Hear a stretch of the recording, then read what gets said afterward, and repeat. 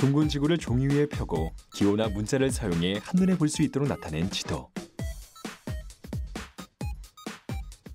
문자의 역사에 뒤지지 않을 만큼 오랜 역사를 지니고 있는 것으로 알려진 지도는 수천 년의 세월 동안 숱한 이야기를 담으며 세상을 보는 작고도 커다란 창으로 활약해왔는데요. 그 지역의 지표상에, 그다음에 지상에, 지하에, 그다음에 뭐 수중이라든지 해안선의 형상, 그리고 그러한 위치들을, 그러한 정보들을 일정한 축척이나 기후에 의해서 나타낸 것을 지도라고 말할 수 있겠습니다. 초기 인류는 안전한 곳과 위험한 곳을 표시하기 위해 지도를 그리기 시작했고, 세월이 흐른 후 한층 발전된 지도와 함께 길을 떠난 사람들의 발걸음은 또다시 새로운 지도를 탄생시키는 계기로 작용했습니다. 그리고 오늘날 사용되는 디지털 지도는 인터넷이라는 강력한 원군과 함께 우리의 삶에 한층 더 깊숙이 다가왔는데요. 이번 주 아이디어 이프는 이렇듯 세계의 지평을 넓혀온 지도 속 이야기를 펼쳐봅니다.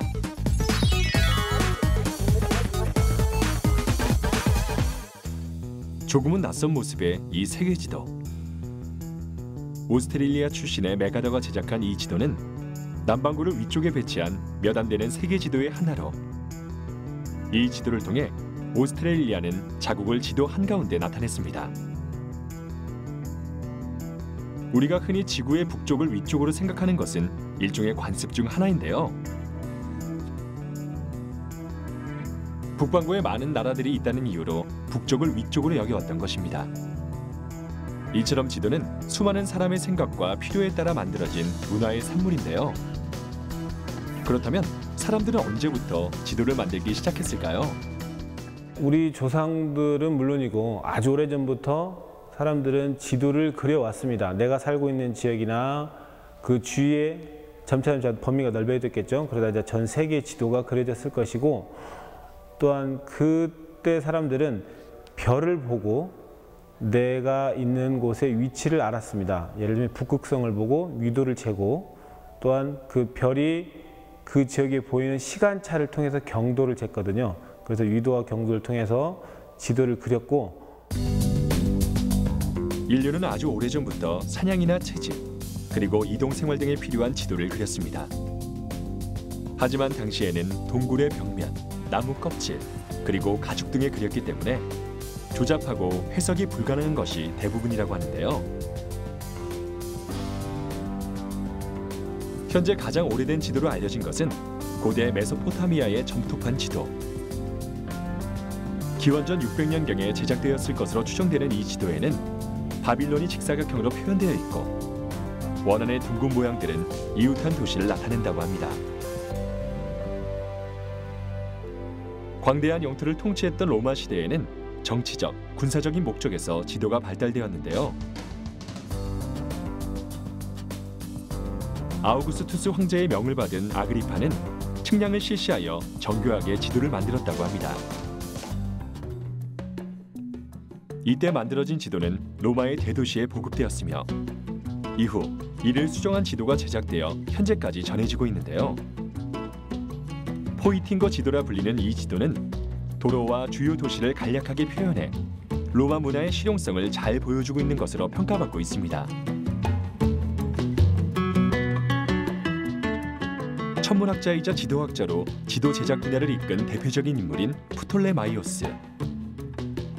그는 그리스 로마 시대의 지리적 지식을 집대성하여 근대 지도의 기초라고 평가되는 세 개의 반구도를 작성했습니다. 지도 제작에 있어 가장 큰 업적을 남긴 인물 중 한 사람인 메르카토르.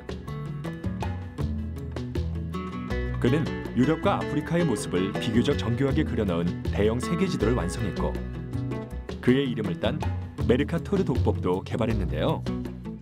네, 메르카토르 도법은 지구를 원통에 넣습니다. 어떤 큰 원통에 지구를 넣었을 때 적도가 그 원통에 접하게 위치한 다음에 그 옆면에서, 측면에서 지구를 보고 그 경도와 위도에 의해서 맞게 그려낸 지도를, 그 도법을 메르카토르 도법이라고 합니다. 이렇게 세계 각국에서 다양하고 발전된 지도가 만들어지고 있을 무렵 우리나라에서는 어떤 사람들이 어떤 지도를 만들었을까요? 경기도 수원에 위치한 국토지리정보원 지도박물관을 찾아가 다양한 고 지도들의 모습과 그 특징을 자세히 살펴보았는데요.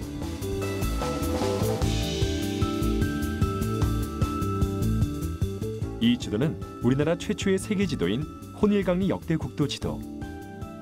1402년 만들어진 이 지도에는 100여 개의 유럽 지명과 약 35개의 아프리카 지명이 포함되어 있습니다. 대동 여지도를 만든 조선 후기의 지리학자 김정호.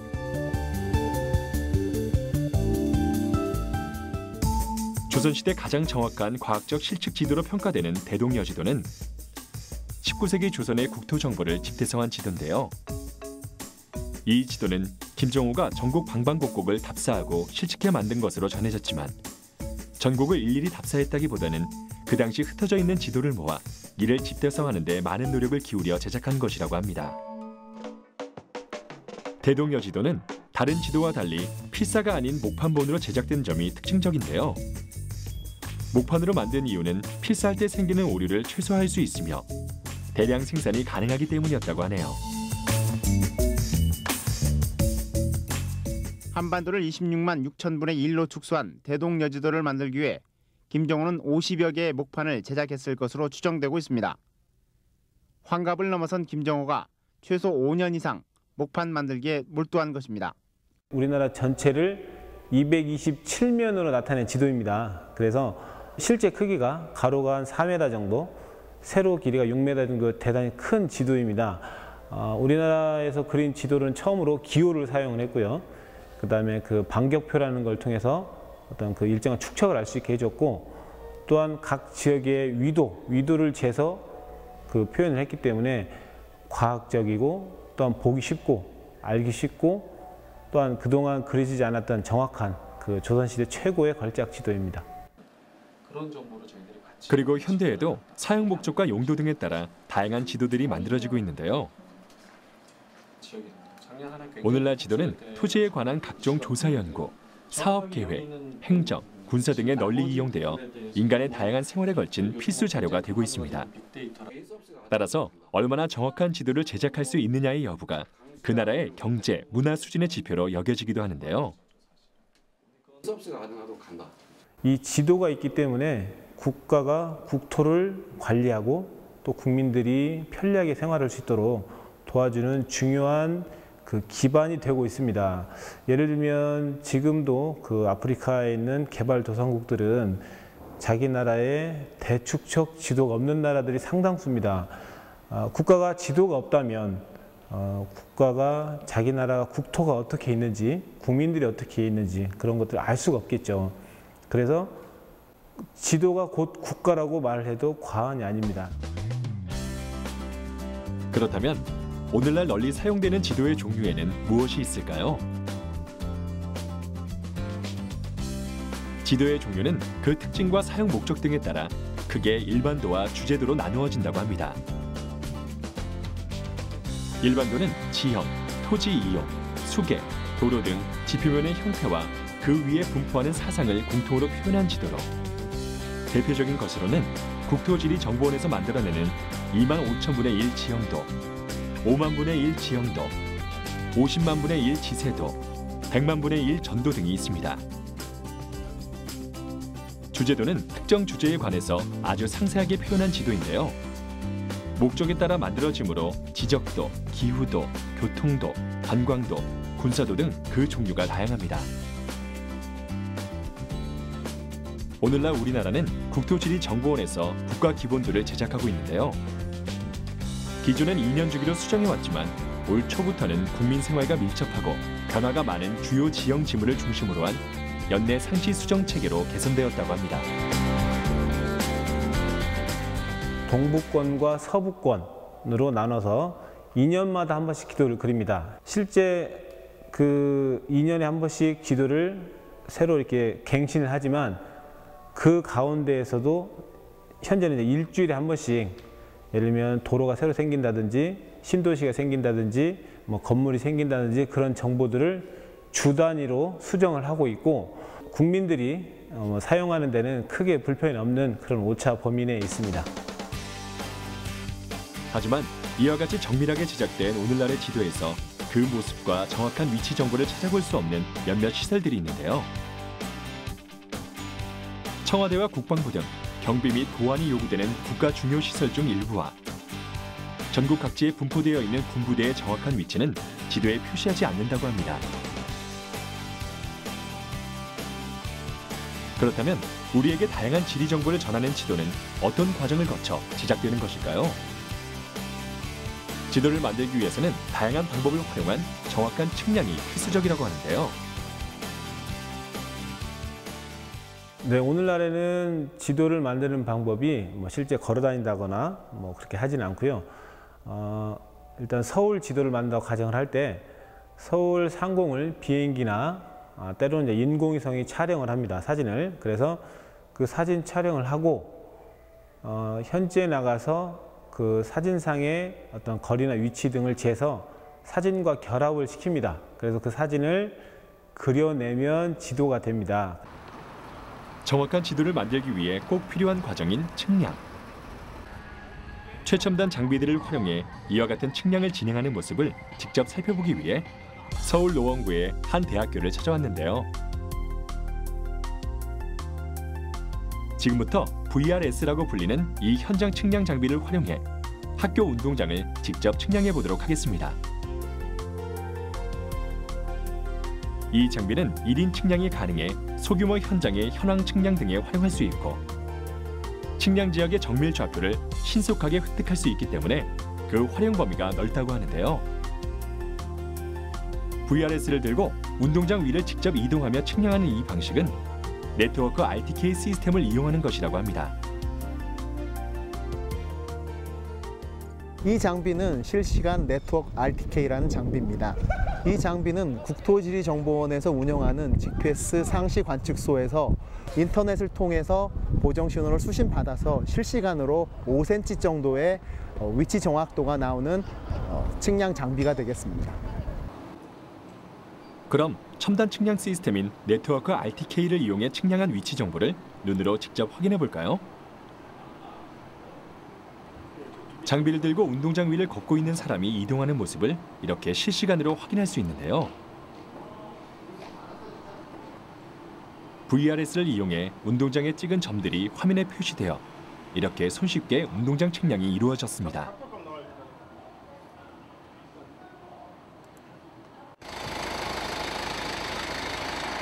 그럼 이번엔 차량 기반 멀티센서 측량 시스템인 MMS를 이용해 학교 주위를 측량해 볼까요? 모바일 매핑 시스템의 약자인 MMS는 센서가 부착된 차량을 타고 이동하면서 주변 지형과 지물을 측량하는 방식인데요. 지금 보시는 장비는 레이저 스캐너랑 GPS를 이용한 실시간 지도 제작이 가능한 MMS 장비가 되겠습니다. 본 장비는 초당 3만 개의 데이터 취득이 가능하고요. 거리는 150m의 거리가 취득이 가능합니다. 본 장비의 최대 장점은 항공사진 측량에서 적용할 수 없었던 소규모 지역에서 실시간으로 지도 제작이 가능하다는 장점이 존재하고요. 그리고 본 장비의 단점은 차량이 진입 불가능한 지역에서는 지도 제작이 불가능하고 그리고 자료 처리에 시간이 조금 많이 걸린다는 그런 단점이 있습니다. 레이저 스캐너, GPS 수신기, 컴퓨터 등을 탑재한 차량을 이용하는 MMS 시스템은 도로상에서 실시간으로 다양하고 복잡한 지형 지물 정보를 획득하기에 가장 적합한 방법 중 하나인데요. 발사한 레이저들이 물체에 부딪혔다가 다시 돌아오는 시간을 통해 거리를 확인하고 컴퓨터를 통해 이렇게 얻은 데이터를 처리하는 방식으로 이는 바다 위에 떠 있는 배가 초음파를 발사해 수심을 확인하는 방식과 유사한 원리라고 합니다.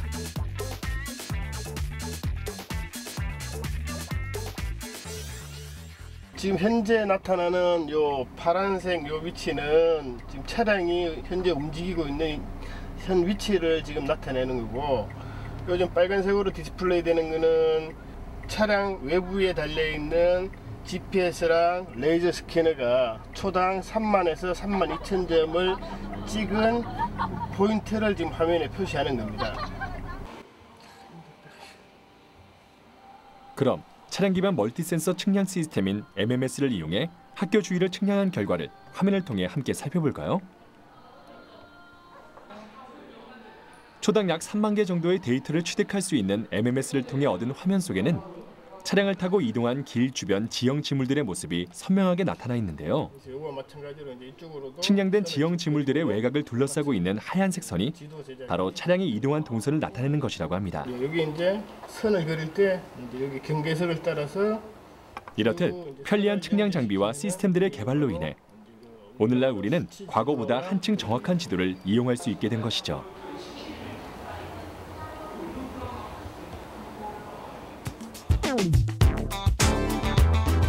오늘날에는 정보통신 기술이라는 날개를 얻어 더 편리하고 새로운 정보와 함께 우리 생활 깊숙한 곳까지 그 활용 범위를 넓혀가고 있는 지도.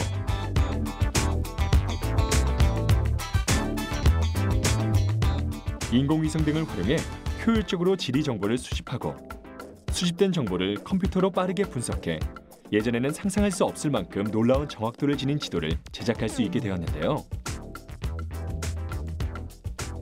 최근 한 사이트는 이렇게 위성으로 촬영한 사진을 불러와 여기에 네티즌들이 알고 있는 도로명과 건물 위치 등을 표시하는 방식으로 제작한 비교적 상세한 북한 지도를 공개하기도 했습니다. 단순한 평면 종이를 넘어 컴퓨터의 모니터, 자동차 내비게이션, 그리고 스마트폰 등에까지 끊임없이 그 영역을 넓히며 손쉽고 편리하게 사용되고 있는 지도.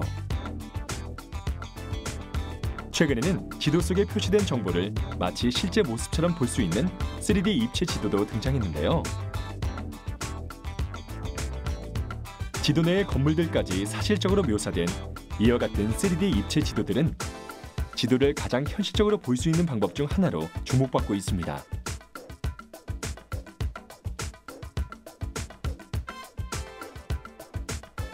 인공위성 사진과 항공사진 등을 이용해 지구를 하늘에서 내려다보는 것처럼 입체적으로 느낄 수 있게 해주는 다양한 3D 지도들. 이와 같은 최첨단 지도들의 등장과 함께 지도가 우리 생활에 활용되는 범위 역시 점점 더 확장되어 가고 있다는데요. 구체적인 위치 파악을 가능하게 해주는 3D 지도들이 우리의 삶에 선사해준 놀랍고 편리한 변화에는 어떤 것들이 있을까요? 3D 영화가 나온 것처럼 지도도 이제 3차원 지도, 입체 지도가 나왔습니다. 그래서 실제 그 컴퓨터 화면을 통해서 내가 현지에 가지 않고서도 현지의 어떤 공간상의 정보를 정확하게 알 수가 있고 우리가 계획을 세울 수가 있고 실행 단계까지도 예를 들면 할 수 있는, 예를 들면 3차원 지도를 통해서는 뭐 홍수가 났다든지 어떤 재해가 났다든지 아니면 어떤 상황이 발생했을 때 어떻게 우리가 대처할 수 있는지 그런 계획도 세울 수가 있는 거고요. 자신의 생활 영역과 그 너머의 세상에 대한 인류의 호기심이 담긴 발명품 지도. 동굴 벽 등에 그려진 원시적인 형태에서 시작한 지도의 진화는 그 측량법과 도법의 다양한 발전과 함께 이루어져 왔고 오늘날에는 놀라운 정확도와 편리한 접근성을 갖춘 디지털 지도들이 등장하게 되었는데요. 수천 년의 세월 동안 세상을 보는 작고도 커다란 창으로 활약해온 지도는 앞으로 우리에게 또 어떤 이야기를 들려주게 될까요? 인간의 눈과 발이 닿지 않는 곳까지 세계의 지평을 넓혀갈 지도의 끊임없고 힘찬 전진을 기대해 봅니다.